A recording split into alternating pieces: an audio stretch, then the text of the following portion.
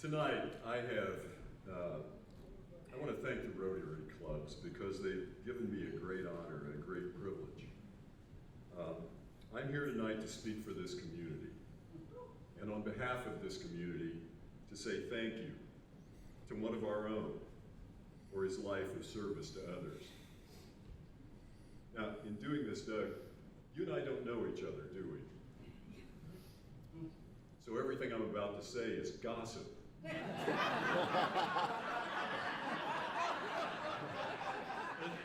kinds of gossip. I just point that out because most of what I'm going to say tonight, I've heard from people in this community about Doug. From you all and from others. Let me start by saying that this community, I think, that we live in is unique. We are all from different places. We've all come here from different places, but it seems like, in some sense, that we gravitated here. You know, you're that way. I'm that way. Almost everyone is here. But we seem to have a shared sense of values and a shared sense of beliefs. And one of our most deeply rooted and enduring beliefs is a commitment to serving others. To quote my favorite philosopher, Muhammad Ali, I truly believe this, I'm not joking. We believe that service to others is the rent you pay for your room here on earth. I think the people in this room believe that. I think the people in this community believe that. I think we think that service to others is a duty and an obligation, and I can't think of anyone who epitomizes that better than Doug Bauder. And he's shaking his head, he's wrong. As the prior speakers have shown, Doug's service to others has been the focus of his life. And I really can't add to those who know him well and add to what they say about him, but what I can add is what people have told me about him. And I would point out several things. One, that Doug is a leader. You know, sometimes to serve others, you first have to lead. And this means being out front, moving people forward, setting an example, and being seen. Doug Bauder is exactly that kind of leader. He's one who inspires by his example, one who gives comfort to others by his presence, by his honesty, by his faith, and by his willingness to stand up regardless of the consequences for what he believes is right and just.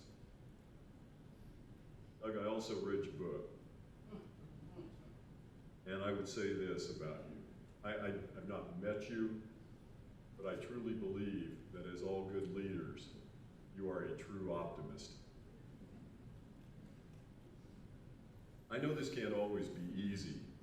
I know that Doug has had to deal with the pain and suffering of others. I've been in that position. And it's sometimes hard, incredibly difficult, to hold your optimism in your heart.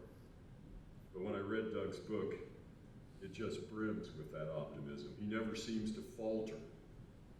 He looks to the future with hope and with gratitude.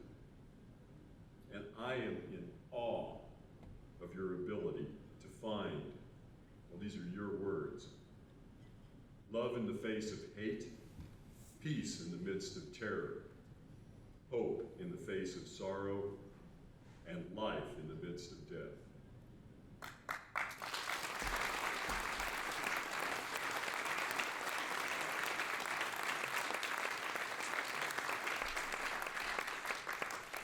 Doug's life of service to others is the ultimate expression of his optimism and his gratitude and his commitment to humanity.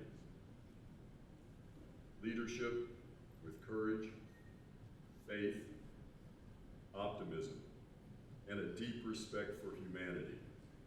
These are indeed rare qualities, and we are so fortunate to have Doug among us.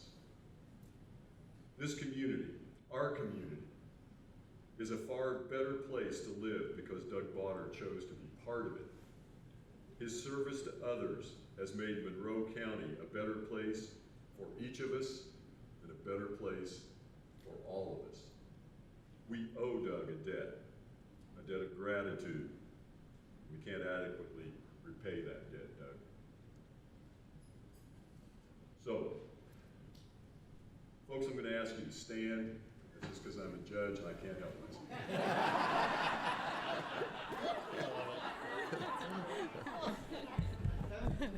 On behalf of the people of Monroe County, Indiana, I ask that you join me in raising your glass to a true servant and a true leader of this community, to Doug Bauder.